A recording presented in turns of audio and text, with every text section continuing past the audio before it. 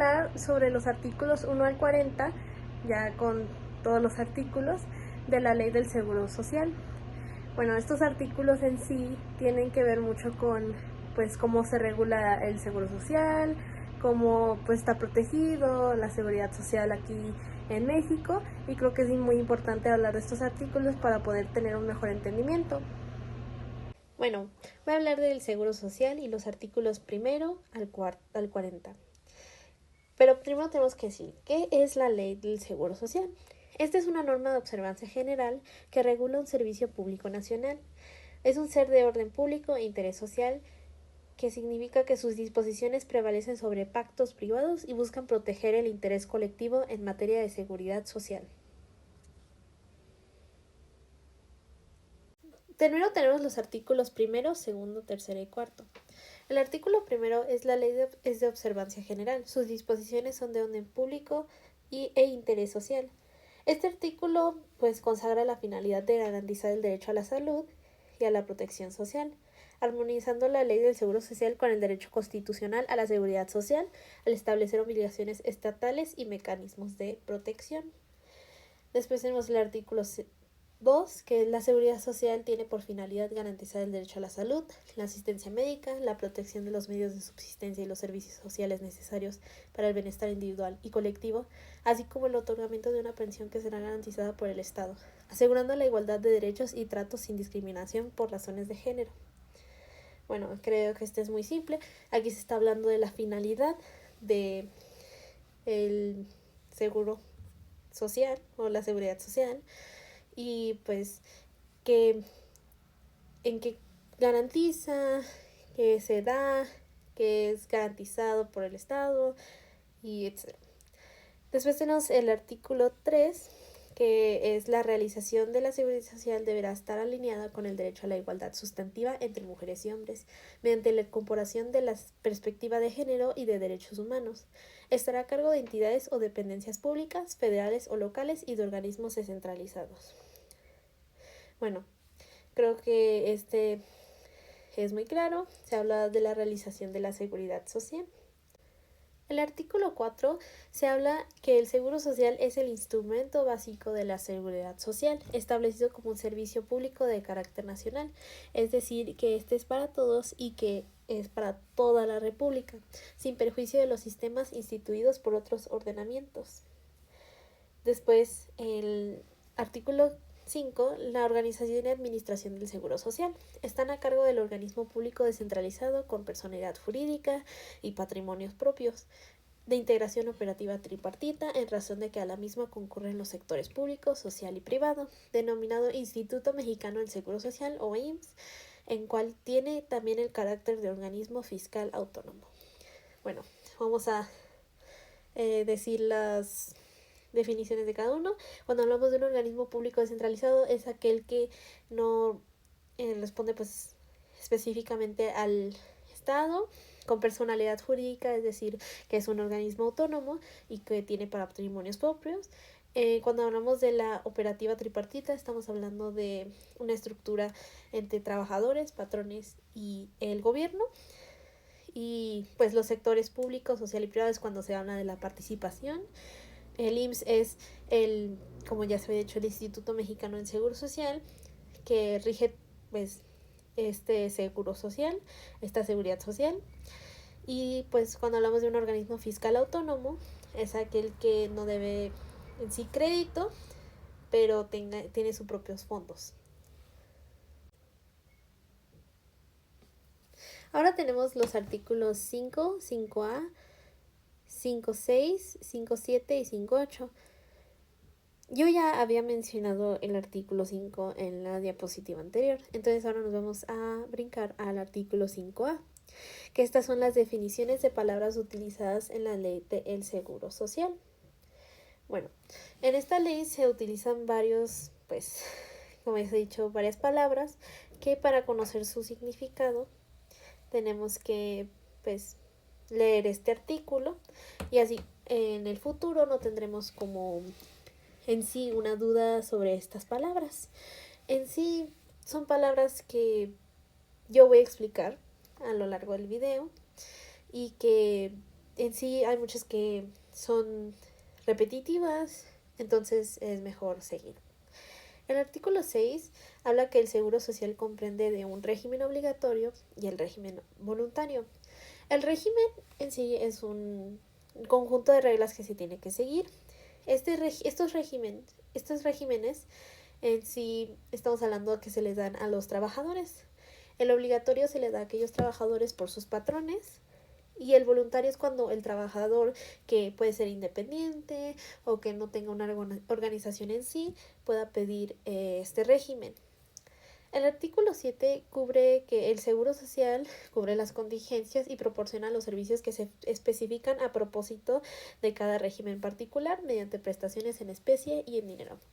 Cuando hablamos de las contingencias estamos hablando de enfermedades y varias cosas como accidentes y en sí. Y cuando hablamos de las prestaciones en especie y en dinero, en especie estamos hablando en sí de atención médico, rehabilitaciones, y en dinero estamos hablando de prestaciones y la pensión. En el artículo 8 se habla de los derechohabientes. En primer lugar, ¿qué son los derechohabientes? Los derechohabientes son aquellas personas que gozan de este instituto, de este seguro social, y también sus familiares.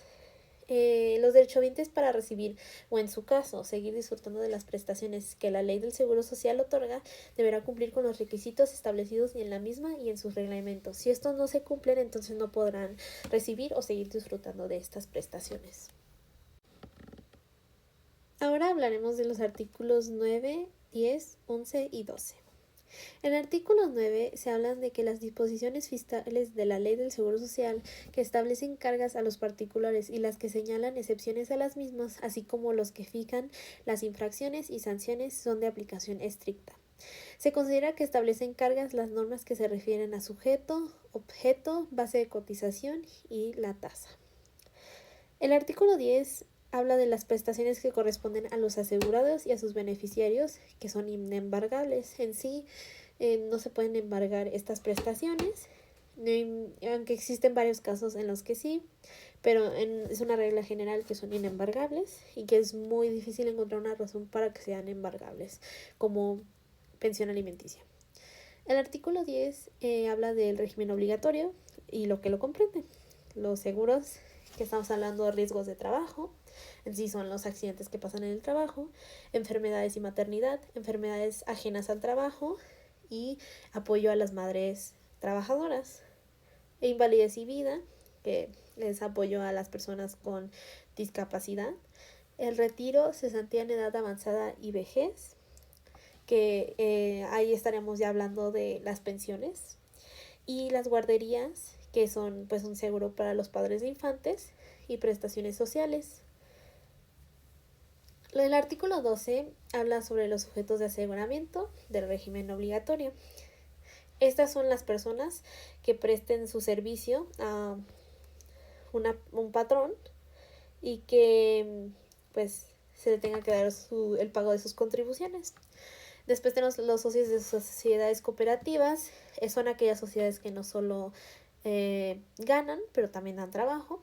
Las personas que determine el Ejecutivo Federal bajo esta misma ley, y las personas trabajadoras del hogar, como una señora del quehacer.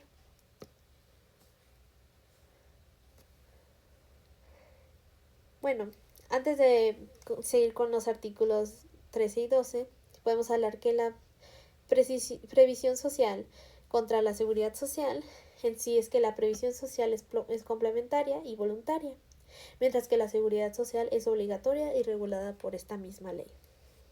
Es importante que hablemos de quiénes son los sujetos de aseguramiento antes de ver los artículos 13 y 14. Estos sujetos vienen con sus derechohabientes. Hablamos que los derechohabientes son aquellos sujetos asegurados al seguro social, pero también pueden ser también sus familias. Pero en sí, cuando estamos hablando de los sujetos de aseguramiento, estamos hablando del trabajador subordinado. Esta relación laboral que tiene con el patrón hace que sea un sujeto de aseguramiento, mientras que el sujeto obligado es el patrón. Bueno, también hablamos de los elementos de la relación laboral para el aseguramiento, son la prestación de servicios, la subordinación y el pago de salario. En sí, el aseguramiento es obligatorio para las relaciones laborales, mientras que es voluntario para personas que no están en relación de trabajo pero desean afiliarse, como habíamos mencionado o vamos a mencionar en estos dos artículos. Bueno, en el artículo 13. Bueno, ahora hay que hablar de los artículos 13 y 14. El artículo 13 es que voluntariamente podrán ser sujetos de aseguramiento al régimen obligatorio los trabajadores independientes o por cuenta propia y aquellos trabajadores que pues sí que trabajen en administraciones públicas que estén excluidas en otras leyes, pero no en esta. El artículo 14 habla sobre los convenios que se van a establecer para poder ser sujetos de aseguramiento. Como hemos mencionado anteriormente, los derechohabientes tenían que hacer este tipo de convenios para gozar la seguridad o el seguro social. En los convenios se establecerá la fecha de inicio de la prestación de los servicios y los sujetos de aseguramiento que comprende, la vigencia, o sea, de cuándo a cuándo se tendrá este seguro, las prestaciones que se otorgarán, o sea, el seguro o el seguro que se elija, las cuotas a cargo de los asegurados y además sujetos obligados, o sea, las cuotas a plazo, la contribución a cargo del gobierno federal cuando en su caso proceda, como las pensiones, los procedimientos de inscripción y las cobro de cuotas. Esto es en sí una obligación que va a tener el patrón, que hablaremos más adelante, y las demás modalidades que se regieran conforme a esta misma ley. Ahora vamos a hablar del artículo 15, 15A y 15B. En el artículo 15 se establece las obligaciones básicas y formales de las personas empleadoras o sujetos obligados o patrón, que es el inscribir y notificar al instituto, al IMSS, a sus trabajadores, que pues en sí notificarlos e inscribirlos al Seguro Social. Van a tener un plazo de 5 días que se trabajen, pero no más. Llevar y conservar registros, nóminas y listas de rayas. Calcular y enterar las cuotas obreros patronales, que son las cuotas obrero patronales. Estos se hablaron en el artículo que mencioné, que hablaba sobre las definiciones de varias palabras que se van a utilizar. Las cuotas obrero patronales son aquellas que el IMSS le va a dar al patrón al inscribir a este trabajador, a su sujeto de aseguramiento, para poder seguir siendo un sujeto de aseguramiento. Después, facilitar la verificación por el IMSS y expedir constancias en actividades específicas como construcción o actividades temporales. También regula la forma de entrega de la información y dispone reglas especiales sobre la destinación de cuotas cuando el patrón incumple. Hablaremos más adelante cuando se incumple pues con estas cuotas. El artículo 15A habla sobre que se regula la subcontratación de servicios u obras especializadas. Se establece que dichas contrataciones deben ajustarse a la Ley Federal del Trabajo, impone responsabilidad solidaria al contratante cuando el proveedor incumple obligaciones de seguridad social, obliga al prestador a entregar información cuatrimestral detallada sobre contratos y trabajadores y ordena la coordinación entre el Instituto y la Secretaría del Trabajo para verificar cumplimiento y comunicar incumplimientos.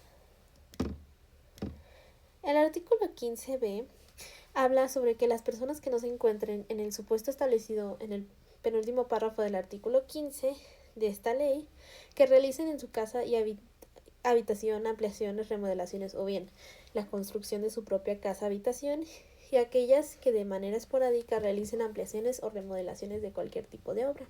Podrán celebrar convenio de pago en parcialidades de las cuotas obrero-patronales que resulten a su cargo desde el momento en que den de alta a los trabajadores que se encarguen de las mismas, individualizando la cuenta del trabajador.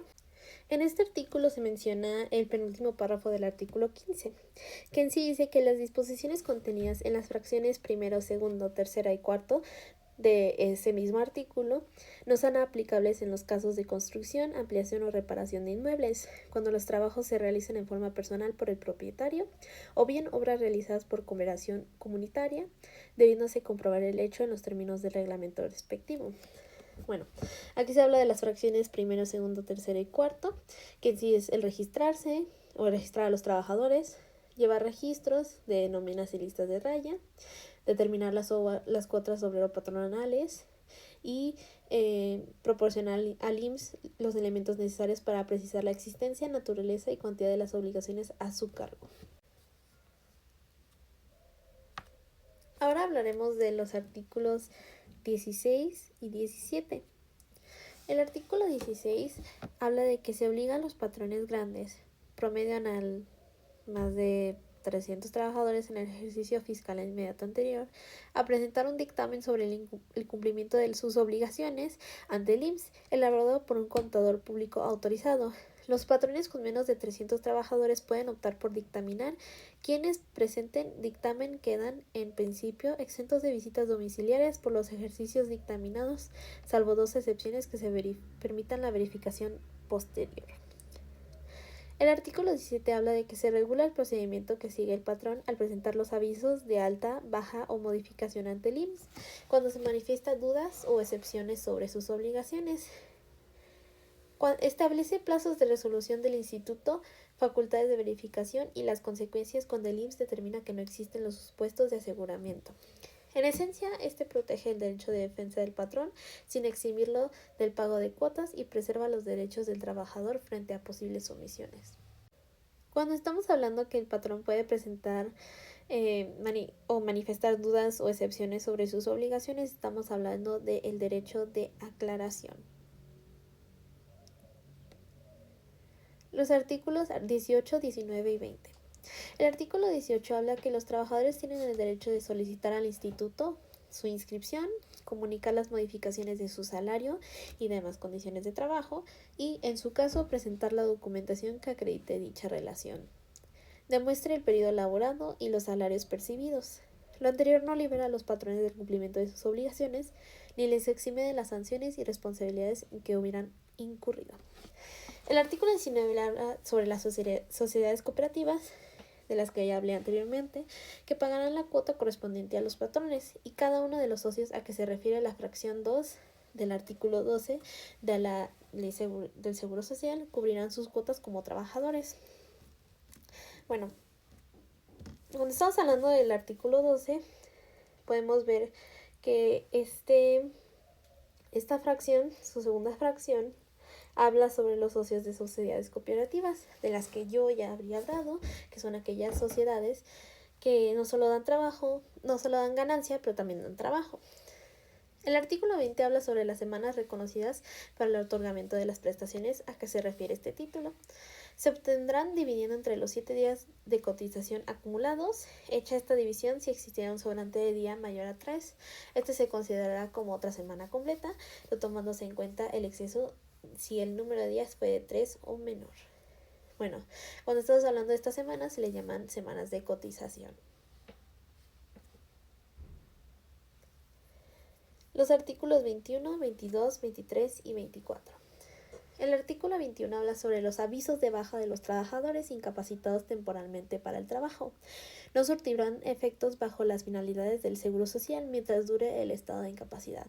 Bueno, en este habla sobre los avisos de baja de los trabajadores que están incapacitados, pero para que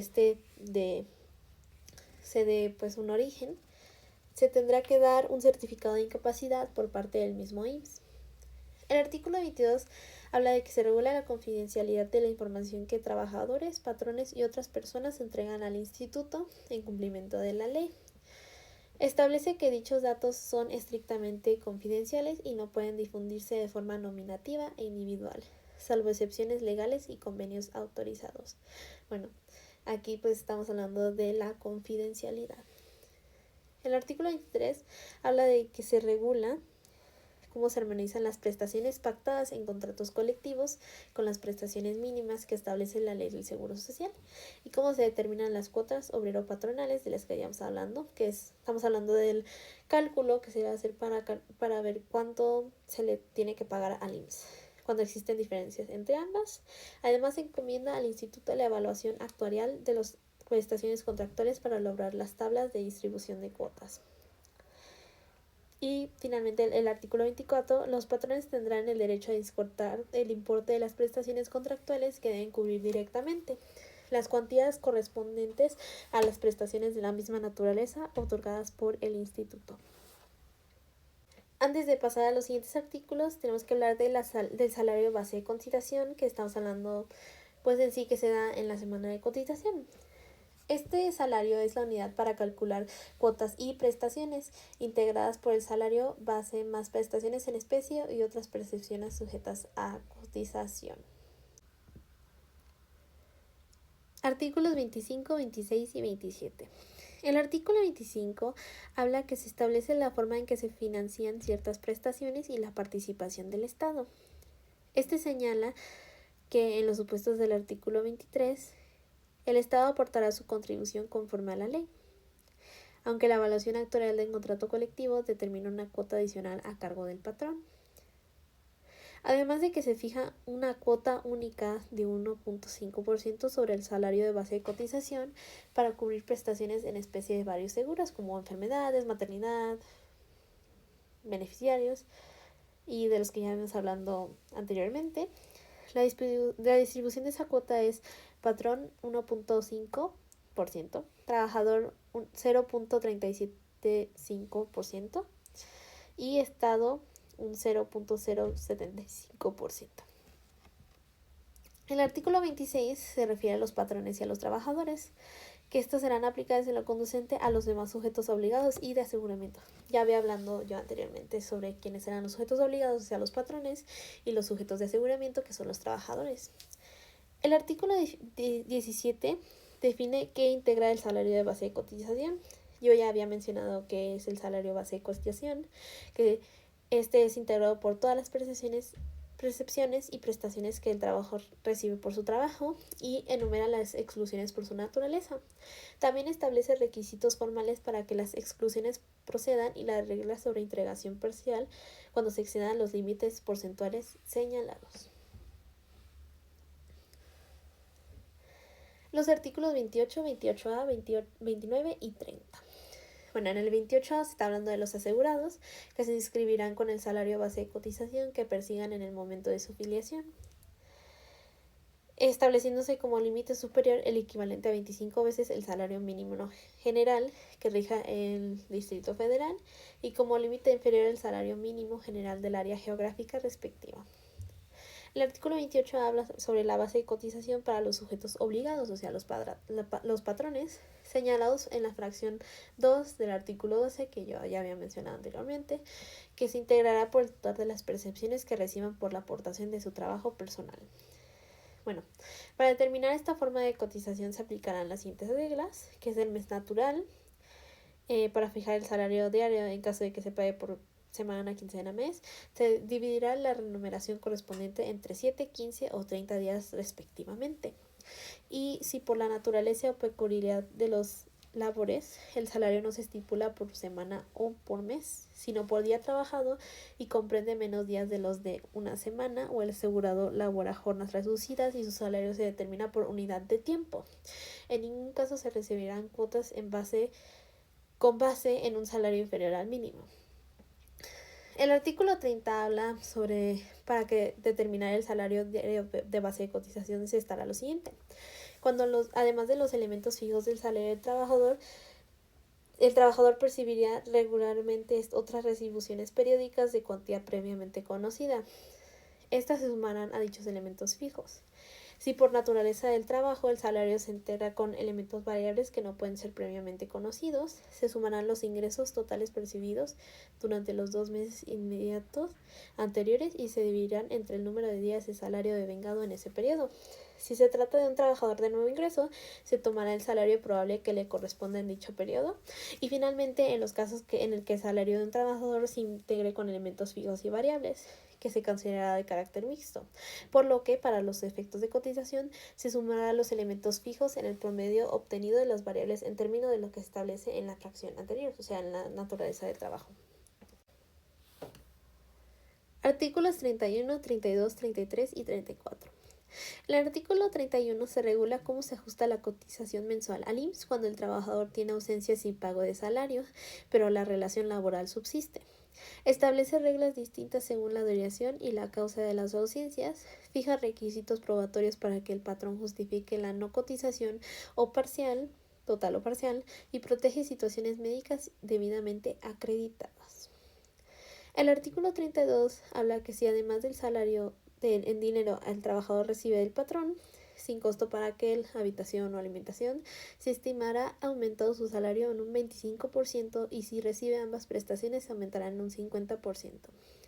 Cuando la alimentación no cubra los 3 alimentos, si uno o dos de estos, por cada uno de ellos se adicionará el salario en un 8.30 y 3%.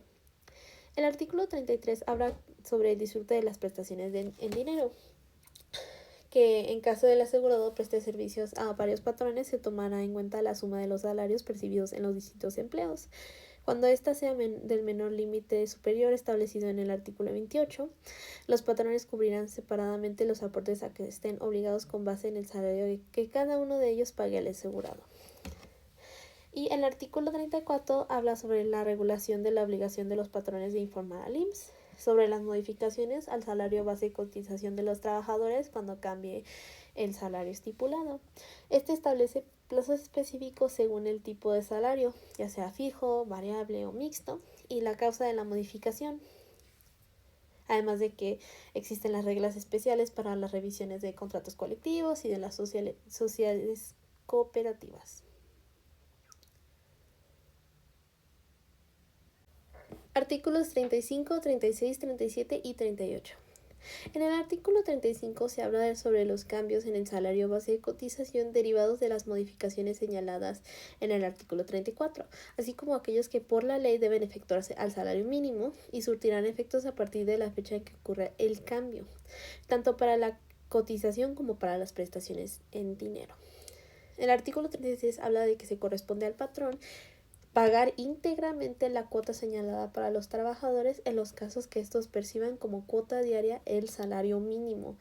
No se les puede pagar otra cosa. El artículo 37, en tanto el patrón no presente al instituto el aviso de baja del trabajador, subsistirá su obligación de cubrir las cuotas obrero-patronales respectivas. Sin embargo, si se comprueba que dicho trabajador fue escrito por otro patrón, el instituto devolverá al patrón omiso, a su solicitud, el importe de las cuotas obrero-patronales pagadas en exceso a partir de la fecha de la nueva alta. En sí, si no se da el aviso de baja, pues este trabajador puede seguir gozando de los seguros que ya tiene. El artículo 38 habla sobre que el patrón, al efectuar el pago de los salarios de sus trabajadores o a sus trabajadores, deberá retener las cuotas que a estos les corresponde cubrir. Cuando no lo hagan en tiempo, solo se podrá descontar al trabajador 4 cotizaciones semanales acumuladas, quedando las restantes a su cargo, y el patrón tendrá el carácter de retenedor de las cuotas que descuente a sus trabajadores, y este deberá determinar y enterar al IMSS las cuotas obrero-patronales. Los artículos 39, 39A, 39B, 39C y 39D. El artículo 39 habla sobre las cuotas obrero-patronales de las que yo ya había mencionado anteriormente, que se causan por mensualidades vencidas y el patrón está obligado a determinar sus importes en los formatos impresos o usando un sistema informático autorizado por el mismo IMSS.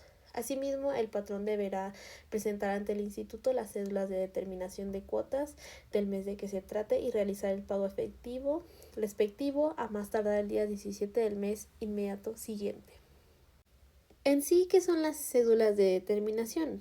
Bueno, estos son medios que el patrón toma para ver cuánto se le va a dar de crédito al mismo IMSS.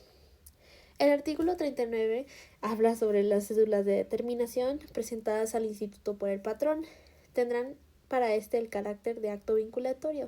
Bueno, el acto vinculatorio es aquel que cuando se hace un acto, la persona a la que se le hizo el acto, pues en sí ya está vinculada a dicho acto, igual que la persona que hizo dicho acto.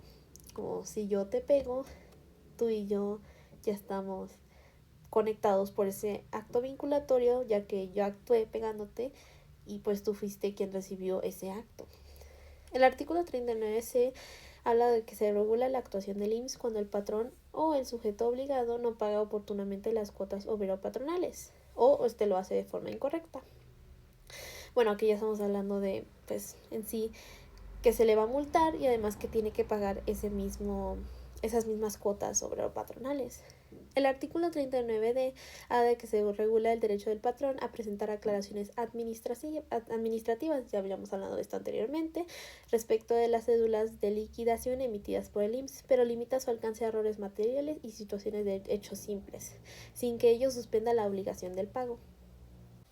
¿Qué son las cédulas de liquidación? En sí, estos son medios que utiliza el IMSS para, en cantidad líquida, determinar los créditos que éste tendrá. El artículo 40, 40A, 40B y 40C. El artículo 40 regula la notificación de las cédulas de liquidación emitidas por el IMSS como cuotas, capitales constitutivos, actualizaciones, recargos o multas. Este define cómo deben notificarse los medios válidos y el momento en que surten efectos. El artículo 40A habla de cuando no se enteran las cuotas o los capitales constitutivos del plazo establecido en las disposiciones respectivas, el patrón cubrirá a partir de la fecha en que los créditos se hicieran exigibles la actualización y los recargos correspondientes, sin perjuicio de las sanciones que procedan.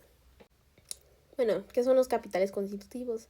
En sí, esto es la cantidad que se le pagará al IMSS por parte del patrón cuando éste haya incurrido en no haber, como dije yo anteriormente, haber inscrito a un trabajador o lo hizo erróneamente poniendo un saldo que no le toca al mismo trabajador.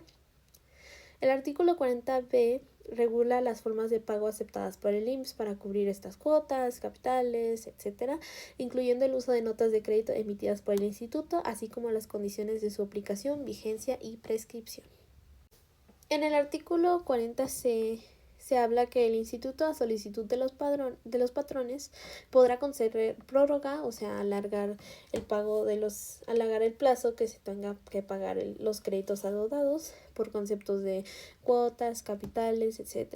Durante el plazo concedido se causarán recargos sobre el saldo insoluto actualizado en los términos que establece el código. El plazo para el pago en parcialidades no excederá de 48 meses. Y ya finalmente hablamos de los artículos 40D, 40E y 40F. El artículo 40D habla de que se regula el pago diferido de cuotas del seguro de retiro, cesantía en edad avanzada y vejez cuando no se cubren oportunamente. Este establece que solo pueden diferirse por periodos completos adeudados, sin condonación de accesorios, y fija cómo deben aplicarse los pagos y cómo se informa a las autoridades competentes. El artículo 40E habla que se regula la posibilidad de que el Consejo Técnico del IMSS, de manera excepcional, autorice a los patrones el pago a plazos o diferido de cuotas patronales, siempre que cumplan los requisitos estrictos. Se establecen en condiciones de acceso, límites de tiempo y restricciones posteriores y reglas de transparencia.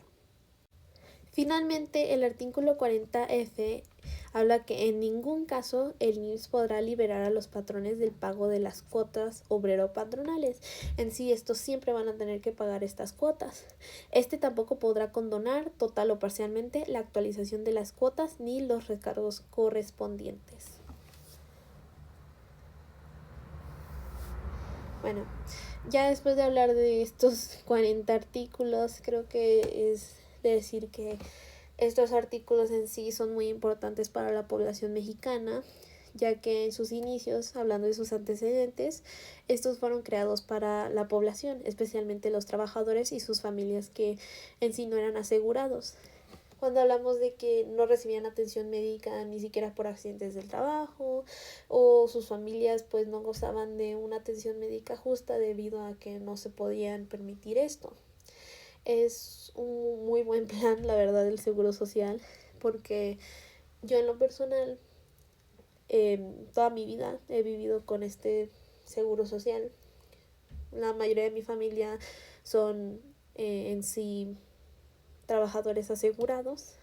Yo soy un derechohabiente debido a que todavía no soy un trabajador, pero gracias a, por ejemplo, mi papá, que es un asegurado, él sufre de hipertensión y él tiene que pagar pues pagarle al IMSS por su trabajo para poder seguir siendo un trabajador asegurado, debido a que él es un trabajador independiente, él no tiene un patrón, pero gracias a que tiene un régimen voluntario, mi familia y yo podemos gozar de ese seguro que él mismo goza. Si no fuera por este seguro, yo creo que en sí mi vida no sería tan fácil, no tendría atención médica y pues también es muy necesario que este siga siendo abierto, este siga teniendo un carácter nacional y también un servicio público, debido a que la población mexicana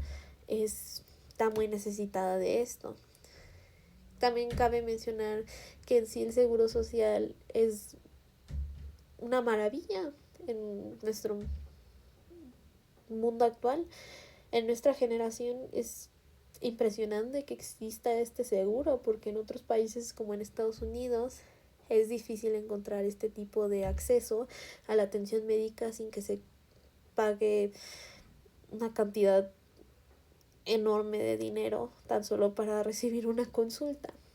Y este seguro en sí es maravilloso, la verdad, en mi opinión, y creo que si algún día este ya no seguirá existiendo, que no veo posible que este va a seguir existiendo, va a ser un caos, un caos total. Entonces, haber aprendido más sobre la ley del seguro social y en sí sobre el seguro social ha sido una experiencia muy buena y que me ha abierto los ojos a lo que he recibido toda mi vida sin ninguna pregunta. Y pues sí, esto fue mi video. Gracias.